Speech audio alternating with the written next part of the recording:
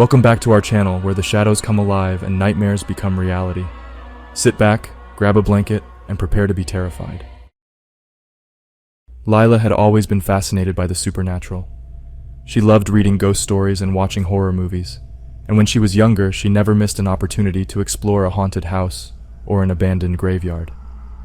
After having her daughter almost a year ago, Lila put her supernatural days behind her, but she always had the itch inside of her to go back to exploring the mystery and magical unknown. That's why when she stumbled upon an old lamp at a flea market one day while shopping with her daughter, she couldn't resist the urge to buy it. It was an ornate brass lamp, covered in intricate designs and symbols that she didn't recognize. But there was something about it that called to her, something that made her feel like it was meant to be hers. As soon as Lila got home after dropping her daughter off with her sister, she placed the lamp on her nightstand and rubbed it, half expecting a genie to appear in a cloud of smoke. But nothing happened. She shrugged and went to bed, feeling a little disappointed, but also relieved. She didn't really believe in genies after all. The next morning, Lila woke up to find that the lamp had vanished. She searched her room, but it was nowhere to be found. She wondered if she had dreamt the whole thing, but then she saw a note on her nightstand that hadn't been there before. It read, "I am the genie of the lamp. You have 3 wishes. Choose wisely." Lila's heart raced. Could it be true? Was there really a genie granting her wishes? She hesitated for a moment, wondering what to wish for. She had read enough stories to know that there was always a catch, always a price to pay. But she couldn't resist the temptation. Money had been so tight as a single mother. She worked 2 jobs, and it still felt like she had no money, and she certainly had no time between work and taking care of her daughter. The hours dragged on these days, and she could barely get time to herself anymore. She knew there would be a price, but she just had to try. "I wish for $1 million, she said aloud. Instantly, the room was filled with a blinding light, and Lila shielded her eyes. When the light faded, she saw that her room was filled with stacks of cash, piled high to the ceiling. She grinned in amazement, amazed that her wish had actually come true. But then she noticed something strange. The bills were old and worn, and the faces on them were unfamiliar. She picked one up and saw that it was dated 1928. Lila realized with a sinking feeling that the genie had granted her wish with stolen money from a bank robbery. She tried to wish the money away, but the genie had already granted her wish. She was stuck with the stolen cash, and she knew that it was only a matter of time before the police caught up with her. She had made a terrible mistake, but it was too late to turn back now. Lila rubbed the lamp again, hoping that the genie could undo her first wish. The room darkened, and smoke billowed out from the lamp's spout. She watched as it swirled like a cloud around the middle of the room until it began to grow into a giant mass. As the smoke reached the ceiling, a creature with red skin appeared. Its face had a cruel smile etched into it, its teeth sharp as it grinned at poor Lila, who was trembling. It floated on the clouds and crossed its arms. "You made a mistake, Lila," the genie said. Its voice was deep but calm, almost as if talking to a friend. "But don't worry, I can help you fix it. Just make another wish." Lila hesitated, remembering the twisted nature of her first wish. She didn't trust the genie, but she didn't see any other way out of her predicament. "I wish for a safe and legal way to keep the money," she said, hoping that the genie would understand what she meant. The genie chuckled. "As you wish." The room was filled with smoke again, and Lila heard the sound of rustling papers. When the smoke cleared, she saw that the stacks of cash had been replaced with legal documents and contracts. She quickly scanned through them, relieved to see that they were legitimate, and that she could keep the money without fear of being arrested. But then she noticed the fine print. The contracts required her to give up her firstborn child as collateral, and they were signed in blood. Lila was horrified. She had unwittingly traded her beautiful daughter for the money. She immediately wished to undo her second wish, but the genie just laughed at her. "It's too late, Lila," the genie said. "You've made your choices, and you have to live with the consequences." Lila was beside herself with grief and regret. She couldn't believe that she had been so foolish to trust the genie. She went to the police to confess, but they didn't believe her. They thought she was a crazy woman who had stolen a bunch of old money from a museum. Lila had no choice but to keep the money and hope for the best. She invested it in a business that quickly took off. and she became one of the wealthiest people in the city. But her success was bittersweet, knowing that it had come at such a terrible cost.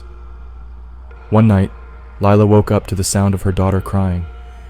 She went to check on her and found her lying in her crib, covered in blood. Lila screamed in horror and picked up her daughter, who was still crying but seemed unharmed. She searched the room frantically, trying to find the source of the blood, but there was nothing. As she managed to get her little one down to bed again, Lila heard a faint whispering coming from her room.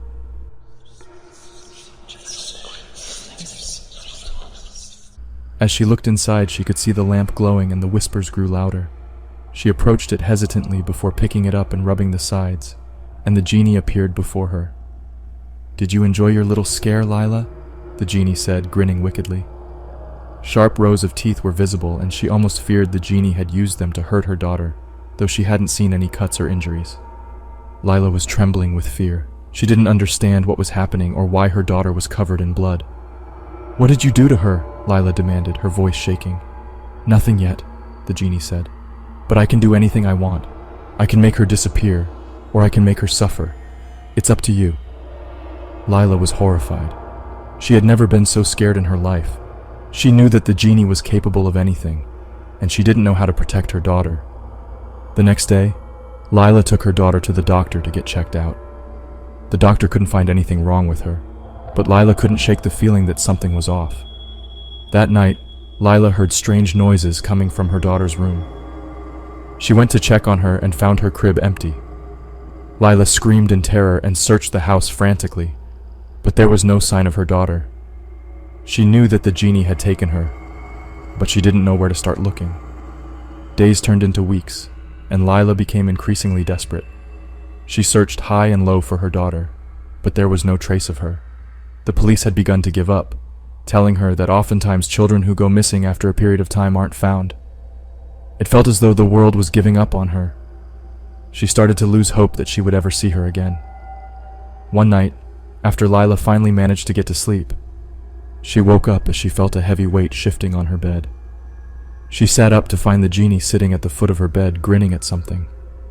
He was holding her daughter in his arms, and she was crying softly. "I'm going to make you a deal, Lila," the genie said. "I'll give you back your daughter, but you have to make one more wish. And this time, you have to be very careful what you wish for." Lila was torn. She wanted her daughter back more than anything, but she knew that the genie was dangerous. She didn't know what to do. Finally, she made her decision. She wished for her daughter to be returned to her, safe and unharmed. The genie granted Lila's wish, and her daughter was returned to her, safe and unharmed. Lila was overjoyed and grateful, but she couldn't shake the feeling that something was still not right. Days turned into weeks, and Lila's daughter started to act strange. She would sometimes wake up screaming in the middle of the night, and she would talk about things that didn't make any sense. Lila took her daughter to see a therapist, but they couldn't find anything wrong with her. They thought that she was just going through a phase and that she would grow out of it. But Lila knew that something was seriously wrong. She started to do some research on the genie and discovered that he had a reputation for leaving a lasting mark on his victims. Lila became increasingly paranoid and scared. She started to see shadows moving in the corners of her eyes, and she heard strange whispers in her ear when she was alone. One night, Lila woke up to find the genie standing at the foot of her bed. He was grinning at her, and his eyes glowed in the darkness. "I hope you're happy now, Lila," the genie said. "You got your daughter back, but at what cost?" Lila was frozen with fear. She didn't know what to do or how to protect herself or her daughter. Suddenly, Lila was built up with fear, and she could think of nothing else but her own pounding heart. "Please don't hurt me," she whispered almost inaudibly. "Hurt you? Oh, Lila, you have no idea what hurt is, but I can show you." With a flick of his wrist, the genie granted Lila one final wish. But this time, he made sure that there was no room for interpretation or misinterpretation. "I wish to be safe," Lila said through tears, hoping that the genie would take pity on her. The genie grinned, a cruel and knowing smile. "Granted," he said. Lila felt a sudden rush of air, and she was lifted off the ground. She looked down, expecting to see the genie or the lamp, but there was nothing there. She was flying, soaring through the air with no control or direction. At first, Lila thought it was exhilarating, but then she realized that she was flying higher and higher, beyond the clouds and into the stratosphere. The air was thin and she struggled to breathe. As she gasped for air, Lila felt her body begin to change. Her bones cracked and reshaped, her skin stretched and sagged, and her eyes bulged and swelled. She realized too late that the genie had taken her wish literally, and she was now safe from harm. But she was also alone, trapped in a body that was never meant to fly. Lila screamed, a sound that was swallowed by the vastness of the sky. She had made a terrible mistake, and now she was paying the ultimate price. The genie watched from afar, his smile wider than ever before. He had won, as he always did, and Lila had lost everything. And in that moment, as the cold seeped deep into her skin, Lila knew that she should have left the lamp alone.